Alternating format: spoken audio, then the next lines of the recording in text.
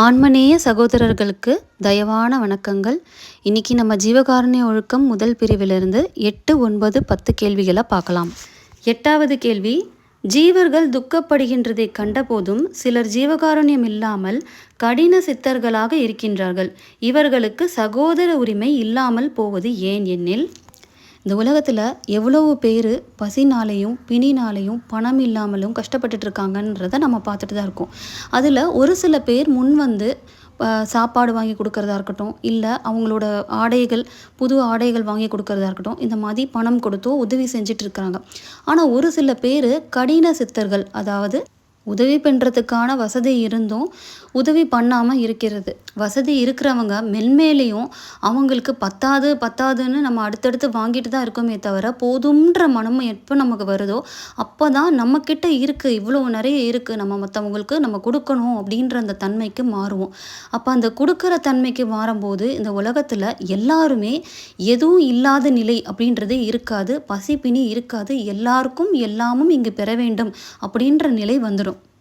அதை தான் rich is getting richer and poor is becoming புவரர்னு சொல்கிறோம். இந்த கடின சித்தர்கள், அதாவது கல்மனம் படைத்தவர்கள் ஏன் இப்படி இருக்காங்க அப்படின்ற காரணம் நம்ம தெரிஞ்சுக்கணும் இல்லையா?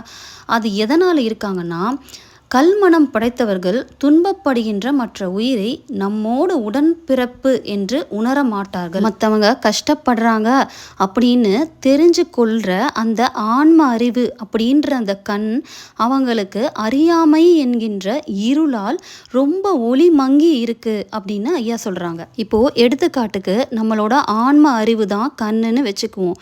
இப்போது கண்ணாடின்றது நம்மளோட மனம்னு வச்சுக்குவோம். அப்போது பார்ப்பதற்கு உதவி செய்ய வேண்டிய அந்த மனம் என்னும் கண்ணாடி ரொம்ப அந்த ஒளி கடக்கும் தன்மையை இழந்திருக்கு. ஏன் இழந்திருக்கு அப்படின்னா, அந்த கண்ணாடி ரொம்ப தடிப்பாக இருக்கிறதுனால மற்ற உயிர்கள் படும் கஷ்டத்தை நம்மளால் பார்க்க முடியாமல் போயிடுது. அப்போது நம்ம போட்டிருக்கிற கண்ணாடி தடிப்பாவோ இல்லை அழுக்கு படிஞ்சோ இருந்ததுன்னா அந்த கண்ணாடியை சரி பண்ணிட்டு போட்டால் தான் நம்மளால் வெளியில் என்ன நடக்குதுன்னு பார்க்க முடியும்.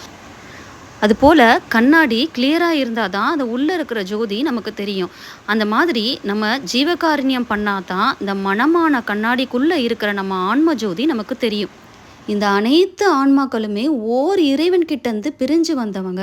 அதனால் படைப்பால் எல்லா உயிர்களுக்கும் இடையே உடன்பிறப்பு தொடர்பு, அதாவது நமக்குள்ள உரிமை இருந்தும் அந்த உயிரிறக்கம் அங்கே இல்லாமல் இருக்குது. இதனால் நம்ம தெரிஞ்சுக்க வேண்டியது என்னென்னா, யார் ஒருவருக்கு உயிரிறக்கம் இருக்கோ அவங்க ஆன்ம காட்சியை பார்த்தவங்கன்னு அர்த்தம். அதாவது ஆன்ம திருஷ்டி உள்ளவர் அப்படின்னு நம்ம தெரிந்து கொள்ளலாம். 9வது கேள்வி, ஜீவர்களுக்கு பசி, தாகம், பயம் முதலியவற்றால் வரும் துன்பங்கள் எல்லாம் மனம், கண் முதலிய கரணேந்திரிய அனுபவங்கள் அல்லது ஆன்ம அனுபவங்கள் அல்ல. அதனால் ஜீவகாருண்யம் கொள்வதில் விசேஷ பிரயோஜனம் இல்லையே எனில், ஒரு ஜீவனுக்கு பசி, தாகம், பயம் எல்லாமே மனம், கண் அப்படின்ற அந்த கரணேந்திரியங்களால், அந்த சென்சஸ்க்கு தான் வருதே தவிர அந்த ஆன்மாவுக்கான அனுபவங்கள் இல்லைல்ல. அதனால் நம்ம ஜீவகாருண்யம் பண்ணுறதுனால என்ன பிரயோஜனம் இருக்குது அப்படின்னு கேட்குறாங்க. நம்ம கண்ணுக்கு தெரிஞ்ச இந்த பௌதீக உடலில், அதாவது ஃபிசிக்கல் பாடியில் நமக்கு ஜீவனாக இருக்கின்ற ஆன்மாவையும் அறிவுக்கு அறிவாக இருக்கின்ற அந்த கடவுளோட இயற்கை விளக்கமும் தவிர மற்ற எல்லா கரணம், இந்திரியம் முதலிய கருவிகள் எல்லாமே தத்துவ சடங்களேன்னு சொல்கிறாரு. அதாவது சடங்கள்னா உயிரற்ற பொருள்களே. அதாவது இந்த கரணம்னா மனம், சித்தி, புத்தி, அகங்காரம், இந்திரியம்னா கண்ணு, காது, மூக்கு, வாய், இதெல்லாமே. இந்த கருவிகள் எல்லாமே வெறும் உயிரற்ற பொருட்களே தானே தவிர இது சித்துக்கள் அல்லன்னு சொல்கிறாரு. இன்ப துன்பங்களை இந்த உயிரற்ற பொருள் அனுபவிக்காது அப்படின்னு சொல்கிறாரு. இங்கே எடுத்துக்காட்டுக்கு செம்மண் இன்பம் அடைந்தது துன்பம் அடைந்ததுன்னு சொல்லப்படாது. அதுபோல் நம்மளோட மனமும் சந்தோஷப்பட்டது துக்கப்பட்டதுன்னு சொல்ல முடியாது. இங்கே செம்மண்ணுக்கும் மனமுக்கும் என்ன ஒரு ஒற்றுமைனா, நம்ம செம்மண்ணை வச்சு நம்மளோட இந்த தேக வாழ்க்கைக்கு நம்ம வீடு கட்டி கொள்ளலாம். அதே மாதிரி இந்த மனதை வச்சு நம்ம ஜீவ வாழ்வுக்கு கடவுளால் கட்டி கொடுக்கப்பட்ட இந்த தேகம் ஒரு சிறிய வீடுன்னு சொல்கிறாங்க. அதனால இந்த செம்மண் எப்படி உயிரற்ற ஒரு பொருளோ அதே மாதிரி இந்த மனமும் உயிரற்ற சடம்னு சொல்கிறாங்க. இன்ப துன்பங்களை வீட்டில் இருக்கின்றவன் அனுபவிப்பான் அல்லது வீடு அனுபவிக்காது. அதனால இந்த செம்மனால் கட்டப்பட்ட வீடு அனுபவிக்காது, இந்த மனமால் கட்டப்பட்ட வீடு அனுபவிக்காது. அதுக்குள்ளே இருக்கிற அந்த ஆன்மாவும் அந்த வீட்டுக்குள்ளே வாழ்கிற அந்த மனுஷனும் அனுபவிப்பான்னு இங்கே கம்பேர் பண்ணி சொல்கிறாங்க.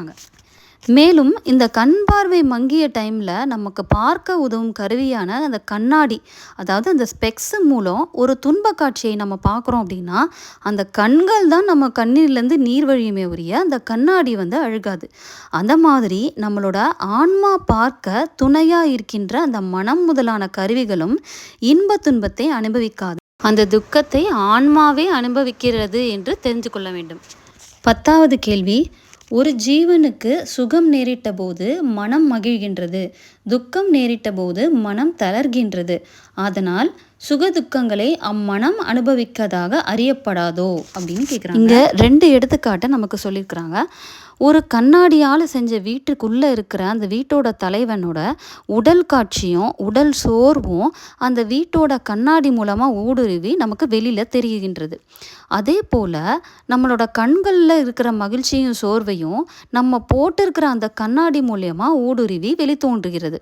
அதே மாதிரி இந்த ஆன்மாவிற்கு உண்டாகின்ற அந்த இன்ப துன்பங்கள் எல்லாமே இந்த மனம் போன்ற அந்த கருவிகள் மூலியமாக நமக்கு வெளியில் தெரியுதுன்னு சொல்கிறாங்க.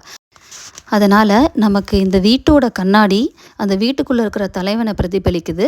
நம்ம கண்களில் போட்டிருக்க கண்ணாடி நம்ம கண்களில் இருக்கிற சோர்வை வெளிப்படுத்துகிற மாதிரி இந்த மனமும் நம்மளோட ஆன்மாவோட துன்பங்களையும் இன்பங்களையும் வெளிப்படுத்துதுன்னு சொல்கிறாங்க. அதனால் இன்பம் துன்பம் ஆன்மாவிற்கே அனுபவம் என்றும் அதனை அறிந்து பார்க்க இந்த மனம் கண் வாய் போன்ற கருவிகள் ஆன்மாவிற்கு உதவி செய்யும் கருவிகளாகும் என்றும் அறிந்து கொள்ள வேண்டும். அதனால் இன்ப துன்பம் அனைத்தும் ஆன்மாவிற்கே அனுபவம் என்று அறிய வேண்டும். அதனால் நாம் ஆன்மா என்பதையும் நம் ஆன்ம நோக்கத்தையும் அறிந்து கொண்டு ஒவ்வொருவரும் தினமும் கேட்க வேண்டிய கேள்வி, நாம் சன்மார்க்கத்தை சொல்ல வந்தவர்கள் அல்ல, நாம் சன்மார்க்க சூழலை உருவாக்க வந்தவர்கள். எல்லா உயிரும் இன்புற்று இருக்க நாம் செய்தது என்ன? ஒட்டிய வயிறோடும் பசியினால் வாடும் முகத்தோடும் இருந்த எத்தனை உயிருக்கு தேடி தேடி இன்று உதவினோம்? அப்படி உதவிய பிறகு எத்தனை உயிருக்கு உண்மை கடவுளை நாம் அறிமுகப்படுத்தினோம்? கொல்லா நெறியே குவளைமெல்லாம் ஓங்குகன்னு நம்ம சொல்கிறோம். இன்று நாம் செய்த முயற்சி என்ன? எத்தனை நபர்களை உயிர்கொலை தவிர்க்க நாம் செய்தோம்? அப்போது ஜீவகாருண்யம் நம்ம பண்ணுறதுக்கு முன்னாடி நம்ம ஜீவகாருண்யம்னா என்ன அப்படின்ற அந்த 60 கேள்விகளையும் நம்ம படித்து நம்ம புரிஞ்சுக்கணும். ஏன் அப்படின்னா அறிவு விளங்கிய ஜீவர்களுக்கெல்லாம் ஜீவகாருண்யமே கடவுள் வழிபாடுன்னு சொல்கிறாங்க. அப்போது அறிவு விளங்குறதுக்கு ஜீவகாருண்யம்னா என்ன, ஜீவகாருண்யம் எப்படி செய்யணுன்றத இந்த 60 கேள்வியில் நம்ம தெரிஞ்சுக்கிறதோடு நிறுத்தாமல் அதை நம்ம செயலில் செய்ய ஆரம்பிக்கணும். ஜீவகாருண்ய ஒழுக்கம் இல்லாமல் ஞானம் யோகம் தவம் விரதம் ஜபம் தியானம் முதலியவைகள் செய்கின்றவர்கள் கடவுளருக்கு சிறிதும் பாத்திரமாகார்கள். அவர்களை ஆன்ம விளக்கம் உள்ளவர்களாகவும் நினைக்கப்படாது. ஜீவகாருண்யம் இல்லாது செய்யப்படுகின்ற செய்கைகள் எல்லாம் பிரயோஜனம் இல்லாத மாயாஜால செய்கைகளே ஆகும் என்று அறிய வேண்டும்னு சொல்லிட்டாங்க. ஜீவகாருண்யம் படிக்கிறதோடு மட்டும் இல்லாமல் அதை படித்து தெரிஞ்சுக்கிட்டு நம்ம செயலில் இறங்கணும். அதுதான் ரொம்ப முக்கியம். தயவு ஒன்றே சுத்த சன்மார்க்கத்தின் முக்கியமான சாதனம்.